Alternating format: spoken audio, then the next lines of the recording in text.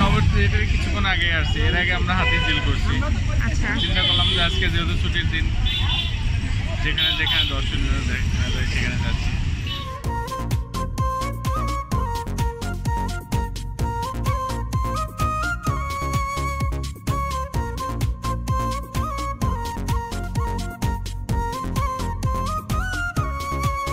দেশে corona virus মহামারী পরিস্থিতির কারণে নানা ধরনের বিধিনিষেধ আরোপ করেছে সরকার। এর মধ্যেই এসেছে মুসলমানদের অন্যতম বড় উৎসব ঈদ উল ফিতর। মহামারীর মধ্যে যখন ঘরবন্দি পরিস্থিতি, তখন নগরবাসী এই উৎসবকেই উপলক্ষ করেছে কিছুটা মুক্তির স্বাদ পাওয়ার জন্য। তাই নগরবাসীকে ঈদ উল ফিতরে বেঁধে রাখা যায়নি ঘরে। ঈদ উদযাপন করতে দলে দলে ঘর থেকে বেরিয়েছেন বিভিন্ন বয়সী অসংখ্য মানুষ।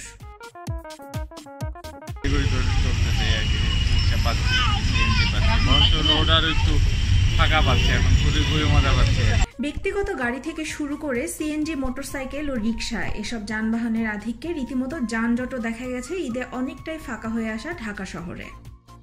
ঈদের ছুটিতে রাজধানীর বিনোদন কেন্দ্রগুলোতে ছিল উপচে পড়া ভিড়।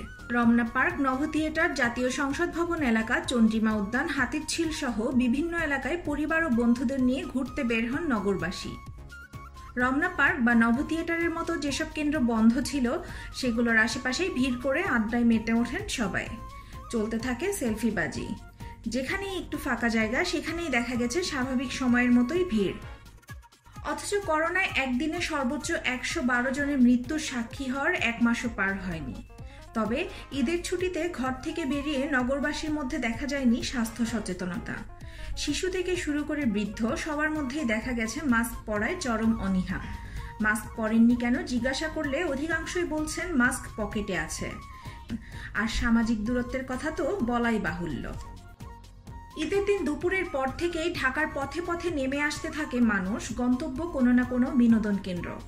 সম্ভাব্য সবখানেই রাজধানীবাসীর উপস্থিতি থাকলেও জনসমাগমকে সব স্থানকে ছাড়িয়ে যায় হাতিরঝিল। ঈদের বিকেল সন্ধ্যা পেরিয়ে যখন রাত নামছে, হাতিরঝিলে যেন তখনও মানুষের ঢল বাড়ছেই। দুঃখ, বেদনা, জরা, মৃত্যু পেছনে ফেলে হাসি আর প্রাণের উচ্ছ্বাসে বাঁচতে চাওয়া মানুষেরই প্রবৃত্তি। আবার দুর্যোগ সংকটে নিজেকে গুটিয়ে রেখে সুসময়ের জন্য অপেক্ষা করাও মানব প্রবৃত্তিরই অংশ।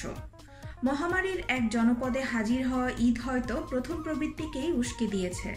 মহামারীতে দীর্ঘদিন ঘরবন্দি থাকার কারণেই হয়তো সংকট দুর্যোগকে মানুষ কিছুটা বৃদ্ধাঙ্গুলি দেখিয়েছে। এ প্রবণতা শেষ পর্যন্ত আত্মঘাতী হয়ে দাঁড়ায় কিনা সেটি সময়ই বলে দিবে।